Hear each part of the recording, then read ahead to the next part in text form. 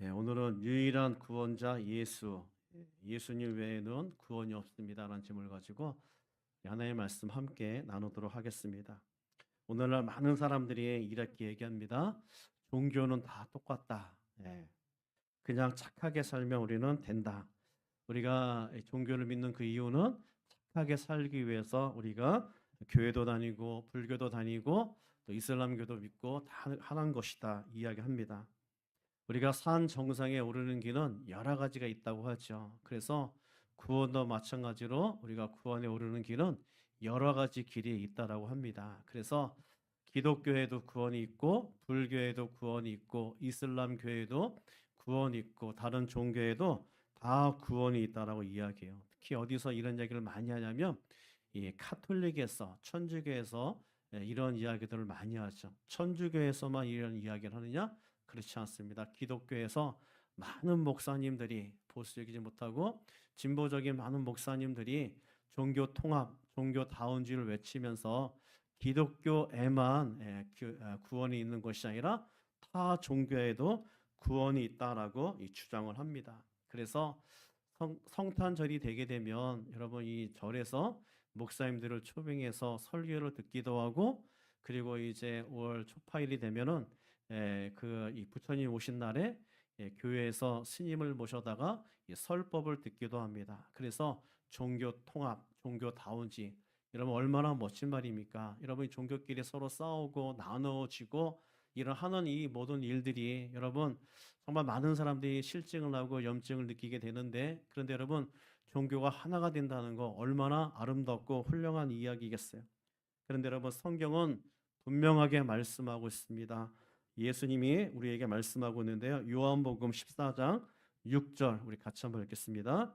내가 곧 길이요 진리요 생명이니 나로 말미암지 않고는 아버지께로 올 자가 없느니라. 나로 말미암지 않고는 나가 누굽니까? 예수 그리스도로 말미암지 않고는 아버지께 하나님께 갈 자가 아무도 없다라는 것이죠. 그러면서 예수님께서 말씀하시기를 내가 곧 길이요 진리요 생명이니 우리가 한국말로 보게 되면 이것이 정확하게 뜻이 전달되지 않지만 영어로 보게 되면 the way, the truth, the life라고 말씀하고 있어요. 우리가 혼동하는 것은 a way가 아닙니다. a truth가 아니고 a life가 아니. a라는 것은 여러 개 중에 하나 아니겠습니까? 그러면 a가 되게 되면은 예수님께서는 구원자이신데 유일한 구원자가 되시는 것이 아니.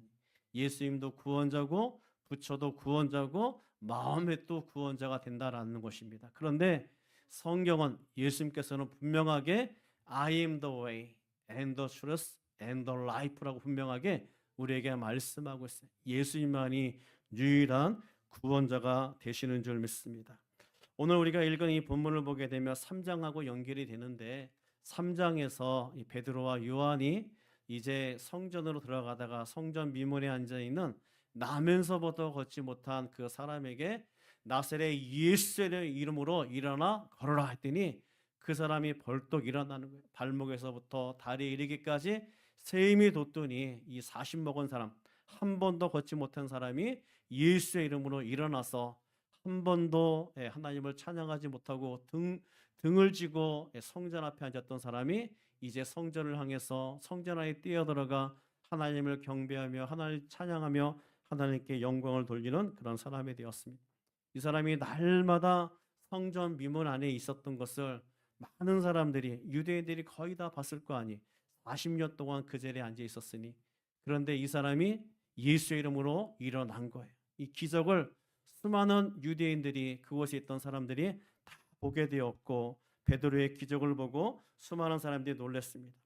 그 기적을 보고 놀란 사람들을 중에서 베드로가 이제 메시지를 선포합니다. 예수가 바로 그리스도다. 예수가 구원자다. 너희가 십자가에 못 박은 예수 그리스도가 메시아다라고 선포합니다. 그 말씀을 전했더니 그 자리에 있던 남자만 5천 명이 예수 그리스도를 믿게 되는 놀라운 기적의 역사가 일어났습니다.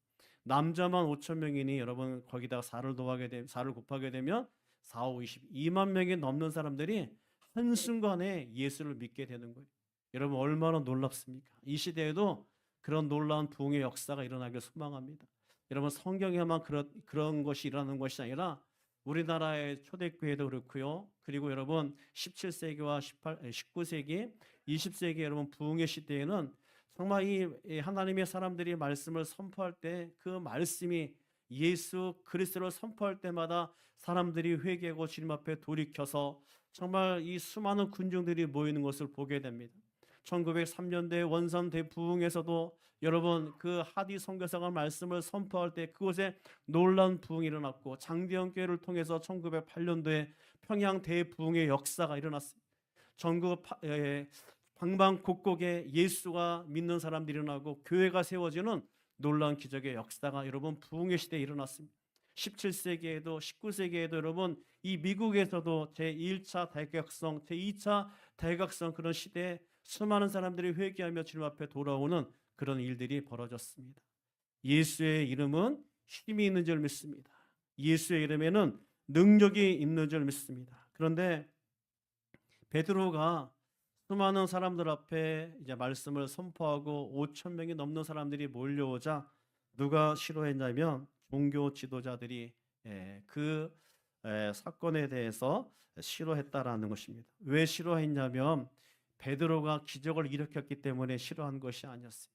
무엇 때문에 싫어했냐면 베드로가 전한 메시지 때문에 싫어한 줄 믿습니다. 베드로가 뭘 선포했냐면 바로 이 12절의 말씀을 선포했어요. 12절 같이 한번 읽겠습니다. 다른 이로서는 구원을 받을 수 없노니 천하 사람 중에 구원을 받을 만한 다른 이름을 우리에게 주신 일이 없음이라 하였더라. 이런 베드로의 설교의 핵심이 뭐죠? 바로 예수 그리스도만이 유일한 구원자시다. 예수 그리스도가 바로 메시아다. 예수 그리스도가 바로 우리를 구원할 수 있는 유일한 하나님이시다. 여러분 초대교회 사도행전을 보게 되면 초대교회 설교의 핵심이 뭐냐면 바로 예수가 그리스도라는 거예요. 예수가 메시아라는 겁니다. 예수가 바로 구원자다라는 것을 말씀하고 있습니다. 세상은 뭘 싫어하냐면 예수만이 구원자라는 것을 싫어합니다. 예수만이 메시아라는 것을 싫어하고 있습니다. 예수만이 우리를 구원할 유일한 하나님이시다라는 것을 싫어합니다. 예수가 구원자라는 것은 미워하지 않아요. 싫어하지 않아요. 그런데 예수만이 온 이가 들어가게 되면 세상 사람들은 그것을 미워하고 싫어한다라는 것이죠.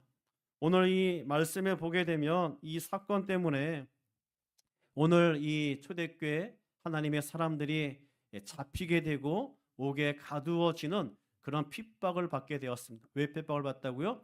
예수가 그리스도라고 하는 그런 믿음 때문에 박해를 받게 됐죠. 여러분 사탄이 가장 싫어하는 것이 뭐냐면 우리가 교회를 나오는 것도 아니고 우리가 봉사하는 것도 아니고 우리가 기도하는 것도 아니고 성경을 읽는 것도 아니고 사탄이 가장 미워하는 것이 뭐냐면 예수가 그리스도입니다. 이 고백을 하는 것을 사탄이 가장 미워하는 줄 믿습니다. 성경도 읽게 하고 기도도 하게 하고 예배도 드리게 하지만 그러나 사탄이 우리에게 하지 못하게 하는 것이 하나 있다면 그것은 바로 예수가 유일한 구원자다라는 이 고백을 하지 못하게 만든다는 거예요. 여러분 교회 나온다고 해서 다 예수가 구원자라고 고백하지 않습니다. 예수만이 유일한 메시아라고 고백하지 않습니다. 여러분 이 시대에는 종교다운주의가 판을 치고 있어서 우리가 예수만이 유일한 구원자라고 얘기했을 때 세상이 우리를 향해서 손가락질하고 세상이 우리를 해서 미워하기 때문에 많은 그리스도인들이 예수가 유일한 구원자라고 함부로 그것을 선포하거나 우리가 그것을 고백하지 못하고 있다는 것입니다. 오늘 예수님만이 유일한 구원자라는 이 사실을 오늘 이 말씀을 통해서 두 가지를 한번 살펴보려고 하는데요.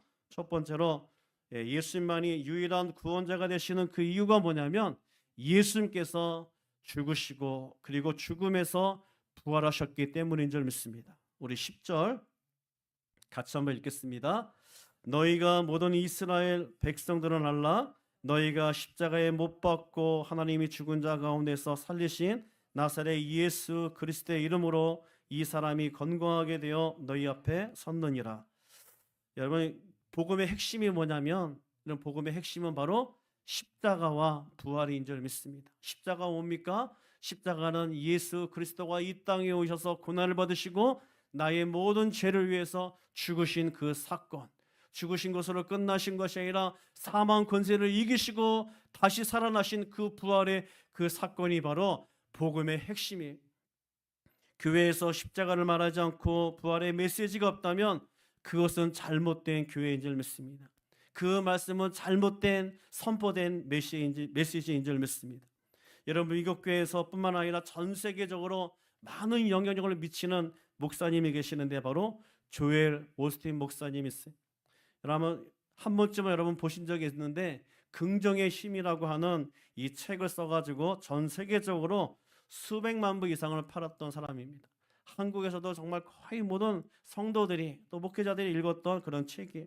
근데 여러분, 이 조엘 오스틴이 기독교에게 위험을 주는 것은 뭐냐면 그가 전하는 복음이 성경에서 말하고 있는 그 복음과 다르기 때문입니다. 물론 조엘 오스틴 목사님도 이렇게 고백하고 있어요. 그의 홈페이지라든가 또 이제 그 TV에 나와서 그가 인터뷰할 때 하나님의 말씀은 정확무원 하나님의 말씀이다라고 이야기하고 있지만, 그러나 그의 설교를 들어보게 되면 그의 설교 속에서는 십자가의 고난과 구속 그리고 부활이라고 하는 기독교의 핵심 메시지가 빠져 있다라는 것입니다. 그래서 많은 목회자로부터 많은 신학자로부터 조엘 오스틴이 공격을 받은 이유가 바로 거기에 있는 거예요. 그의 메시지는 죄에 대한 회개보다는 긍정의 사고와 현세적인 축복에 초점에 맞춰져 있어서 그는 번영의 신앙을 강조하고 있어요. 그래서 기독교와 성경이라고 하는 이 간판을 걸고 있지만 그의 메시지에는 복음이 사라져 있었다라는 것입니다. 인간의 행복과 건강과 인간의 어떤 풍요로움을 그가 그 메시지 속에서 강조하고 있는 거예요. 그걸 강조함으로써 뭘 감추고 있냐면 십자가를 감추고 있고 복음의 핵심인 부활을 감추고 있다라는 것입니다. 여러분, 인간의 행복과 건강과 풍요로움을 선포하게 되면 누구나 다 선호하잖아요. 누구나 다 듣고 싶어 하잖아요. 그런데 십자가가 나올 때부터, 부활이 나올 때부터 우리의 마음속에 꺼리낌이 생기는 거예요. 어떻게 죄를 뒤집어 쓰고 죽을 수가 있어? 죽은 사람이 어떻게 살아날 수가 있어? 잘 안 믿겨지기 때문에, 인정을 하지 못하기 때문에 우리는 십자가와 이 부활의 사건에 대해서, 복음의 가장 중요한 이 핵심적인 사건에 대해서 사람들은 거부감을 가지게 된다라는 것입니다. 그래서 많은 그리스도인들이 이 조엘 오스틴의 그 메시지에 빠져 있는 거예요. 내가 이 땅에 잘되고 축복받아야 그것이 바로 하나님께 영광을 돌리는 삶이라고 얘기합니다. 근데 여러분 잘 보십시오. 하나님의 영광은 완전하셔요.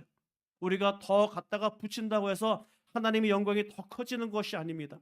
마치 여러분 태양이 완전한 빛을 발하고 있는데 그 옆에 촛불 하나 더 킨다고 해서 태양이 더 밝아지겠습니까? 아니죠. 촛불이 10개고 100개고 그 옆에 태양 앞에 있는다고 해서 태양이 더 밝게 빛나는 거 아니. 하나님의 영광은 마찬가지입니다. 하나님의 영광은 완전하시기 때문에 우리가 정말 하나님 앞에 영광을 돌린다고 해서 하나님의 영광이 더 커지거나 더 위대해지는 것이 아니라 하나님 그 자신 자체가 완전하신 하나님이신 줄 믿습니다. 영광 돌린다는 것은 뭐냐면 바로 태양이 달에 비춰서 빛을 발하는 것처럼 우리의 삶이 하나님의 영광된 그 삶을 비춰나가는 것, 그런 삶대로 살아나가는 것, 그것이 바로 하나님께 영광을 돌리는 거예요. 쉽게 설명한다면 이것입니다. 우리가 하나님의 말씀에 순종하는 것, 그것이 바로 하나님께 영광 돌리는 거예요. 여러분, 우리가 하나님께 영광 돌리지 않는다면, 우리가 순종하지 않는다면 그것은 바로 하나님께 영광 돌리지 않는 삶입니다. 우리는 말씀에 순종한다고 해서 다 이 땅에 축복받는 거 아니에요. 여러분, 초대교회 교인들을 보게 되면 초대교회 교인들이 여러분 그 시대에 그 땅에 살면서 수많은 고난을 당했잖아요. 물질적인 핍박과 주변의 환난과 그리고 결국에는 여러분 사자의 물에 뜯기고 순교를 당하는 그런 삶을 살았습니다. 태어나면서부터 죽을 때까지 편안한 삶을 살지 못했어요. 우리는 그런 삶을 축복받지 못한 삶이라고 이야기하지 않습니다. 그럼에도 불구하고 그런 고통의 삶을 살았다 할지라도 우리는 그 사람들이 바로 영광된 삶을 사는 그 이유가 뭐냐면 그들은 하나님의 말씀에 순종하였기 때문에 이 땅에 보여지는 축복뿐만 아니라 하나님께서 보여지지 않는 더 큰 놀라우신 하늘의 복을 하나님께서 그들에게 부어주셨기에 우리는 그들이 이 땅에 축복을 받지 않는다 할지라도 그들은 위대한 하나님의 복을 받은 하나님의 삶이라고 우리는 고백하고 있는 줄 믿습니다. 그래서 우리는요, 바른 복음을 믿어야 돼요. 성경에서 말씀하고 있는 바른 복음을 믿어야 돼요. 내가 생각하고 내가 경험했던 그런 생각들을 믿는 것이 아니라 성경에서 무엇을 말하는지를 우리가 분명히 알아야 될 줄 믿습니다. 베레아 교인들이 그랬어요. 베레아 교인들은 말씀을 듣고 그냥 그 말씀으로 아멘한 것이 아니라 집에 가서 성경을 보고 상고했다고 말씀하고, 그 말씀이 그러한가 아니한가. 조엘 오스틴 목사님의 말씀을 전할 때 그 번영의 신학, 긍정의 심, 좋은 것 같지만 그 안에 복음이 없다면, 여러분 그런 설교들은, 여러분 예수를 믿지 않는 사람들이 목사가 아니더라도 그런 설교는, 그런 여러 연설은 얼마든지 더 잘할 수 있는 사람들이 많이 있습니다. 교회가 필요한 이유는 바로 복음의 핵심적인 메시지, 십자가와 여러분 부활의 메시지를 들어야 됩니다. 만약에 여러분 우리 주 안의 교회에서 제가 전하는 이 메시지 안에 십자가가 없다면, 예수 그리스도가 없다면, 예수님만이 유일한 구세주입니다라고 하는 이 고백의 메시지가 없다면 여러분 이 교회를 다니지 마셔야 돼요. 왜요? 복음이 없기 때문인 줄 믿습니다.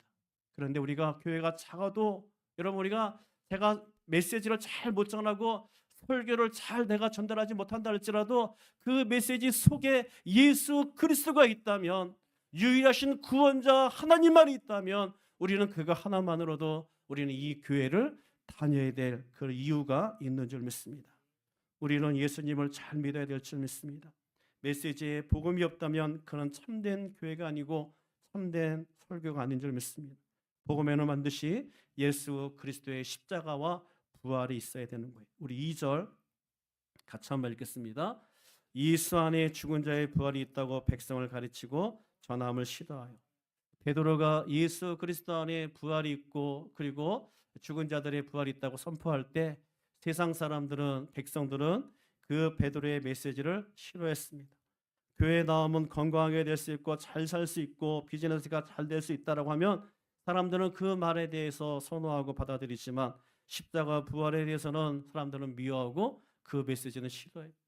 여러분 그 메시지를 들을 때마다, 십자가의 그 메시지를 들을 때마다, 부활의 메시지를 들을 때마다 우리는 감동하고 감격하고 하나님의 깊은 은혜 속에 들어가야 되는데, 그런데 우리가 십자가가 들리지 않고 부활이 들리지 않는다면 성령께서 이 시간 내게 역사하지 않는다는 것입니다. 성령께서는 우리를 듣게 하시는 것이 바로 부활의 메시지요, 십자가의 메시지가 크게 들리게끔 하나님께서 하시는 줄 믿습니다. 복음의 핵심은 바로 십자가와 부활일 줄 믿습니다. 사탄은 우리로 하여금 지금도 참된 메시지인 십자가 부활을 듣지 못하도록 우리의 길을 막고 우리로 하여금 방해하고 있어요.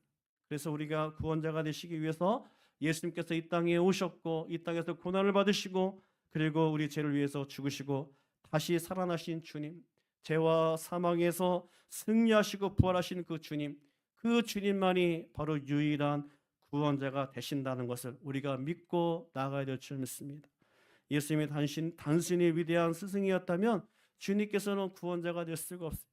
예수님께서 단순히 훌륭한 철학자였다면 그 예수님은 구원자가 될 수 없습니다.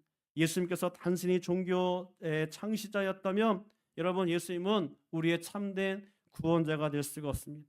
인류 역사상 모든 사람들은 죽음 앞에서 다 무릎을 꿇었어요. 위대한 왕도 죽었고 용감한 장군도 죽었고 모든 지식을 알고 있는 철학자들도 다 죽었고 종교 지도자들도 다 죽었습니다.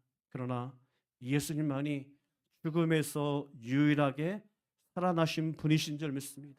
우리가 주님을 믿을 때 우리에게 참된 소망이 있는 줄 믿습니다.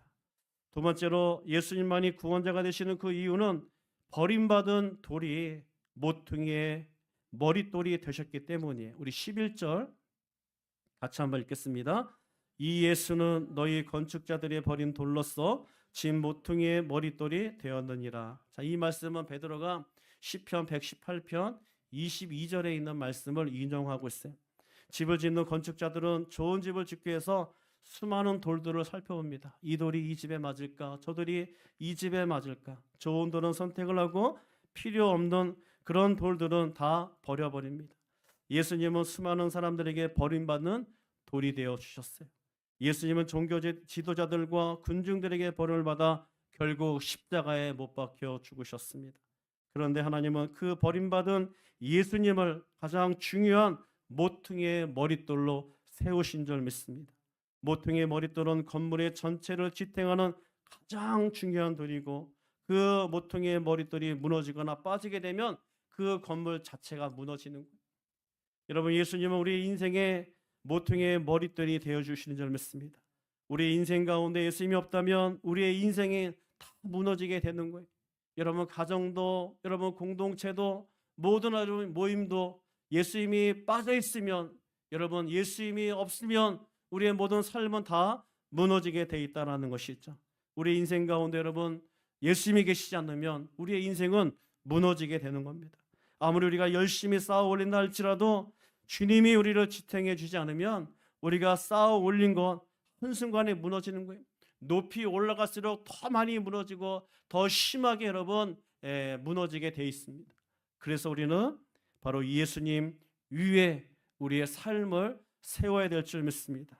예수님 없는 인생은 기초 없는 건물과 같아서 예수님 없는 성공은 바로 무너지게 되고, 예수님 없는 행복도 무너지게 되고, 예수님 없는 종교 생활도 결국 무너지게 되는 거예요.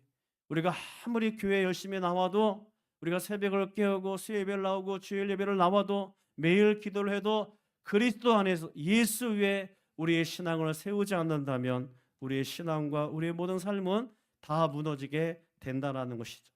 우리의 인생뿐만 아니라 우리의 가정도, 우리의 교회도 예수님이 없으면 무너집니다. 여러분, 많은 교회들이 무너지는 이유가 있죠. 큰 교회들이 보게 되면 무너집니다.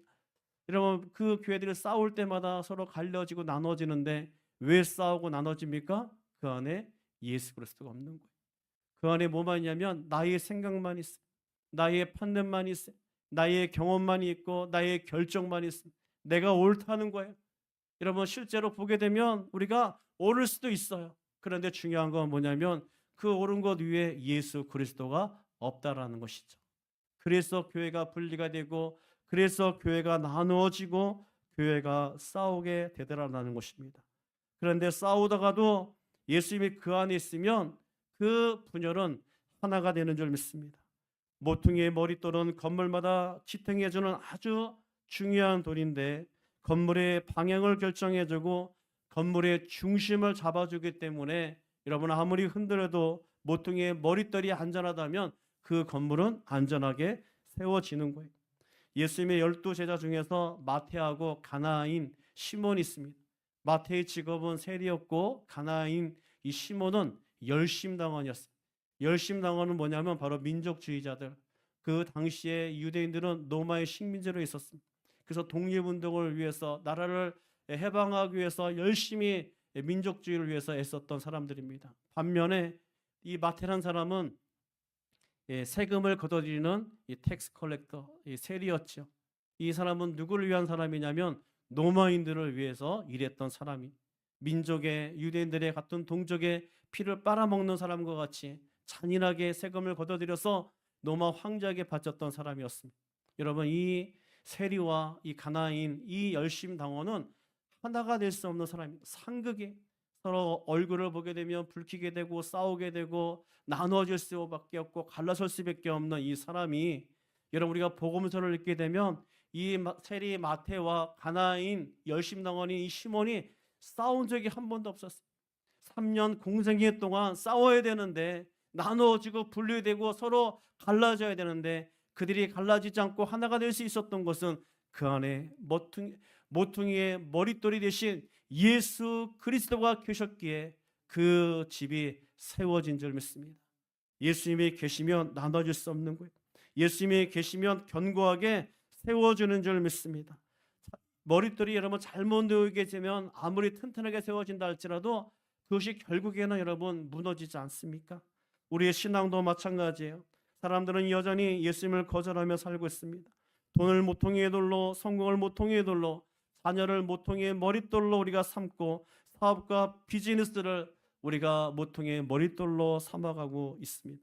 그러나 그것들은 우리의 참된 머릿돌이 아니에요.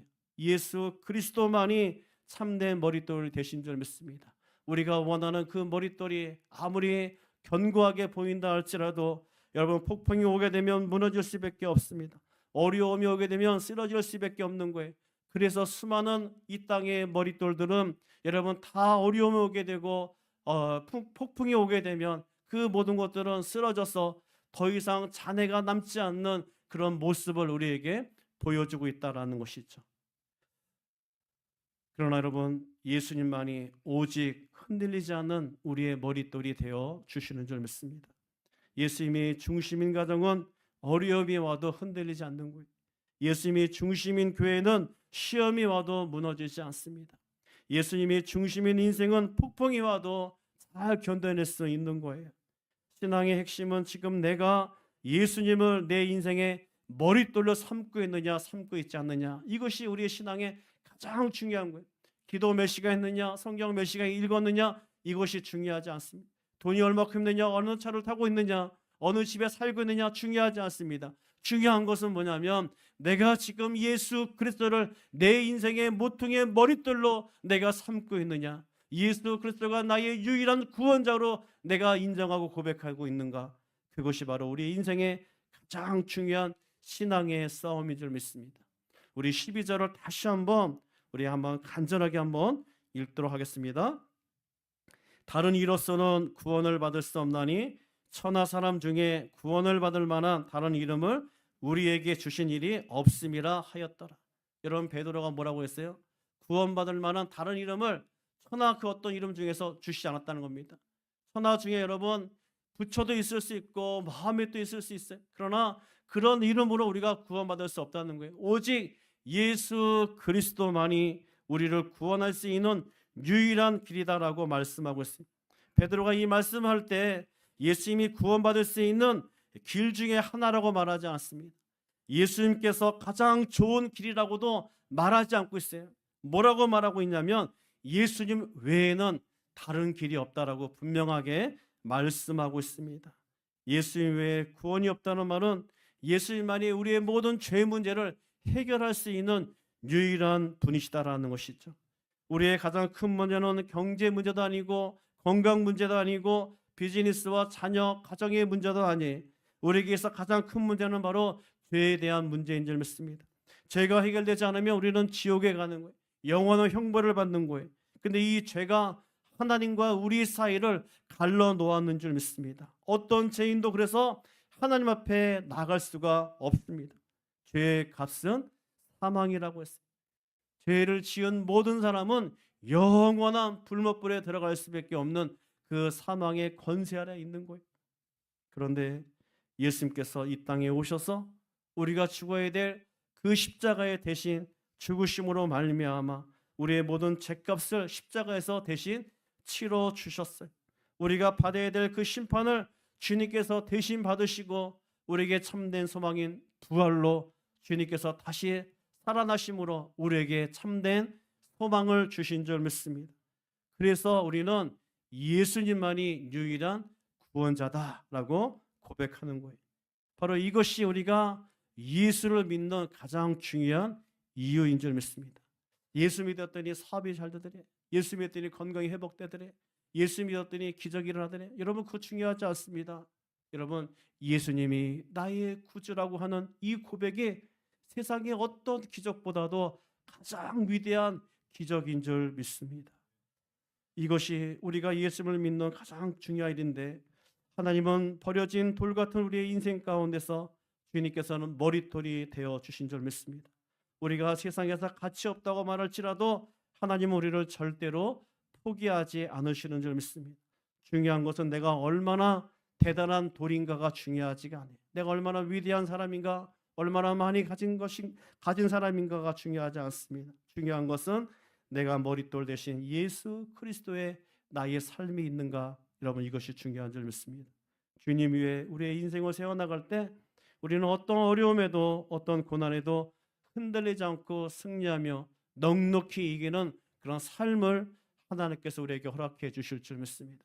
여러분, 우리가 한 주간도 우리가 붙잡고 살아야 될 그 이름은 돈이 아니라, 비즈니스라고 하는 그 이름이 아니라 유일한 구원자 예수 그리스도, 그 이름을 붙잡고 우리가 살 때 주님께서는 우리의 가정과 우리의 사업장과 또 우리 일터와 우리의 인생 가운데 넉넉히 이길 수 있는 놀라운 축복과 기쁨과 은혜를 하나님께서 우리 모두에게 부어 주실 줄 믿습니다. 오늘도 이 이름을 고백하는 우리 모든 자에게 일어나서 예수 우리 왕이요 이 찬양으로 하나님 앞에 영광 돌리고 말씀을 기억하면서 우리 간절하게 주님 앞에 기도하기를 원합니다.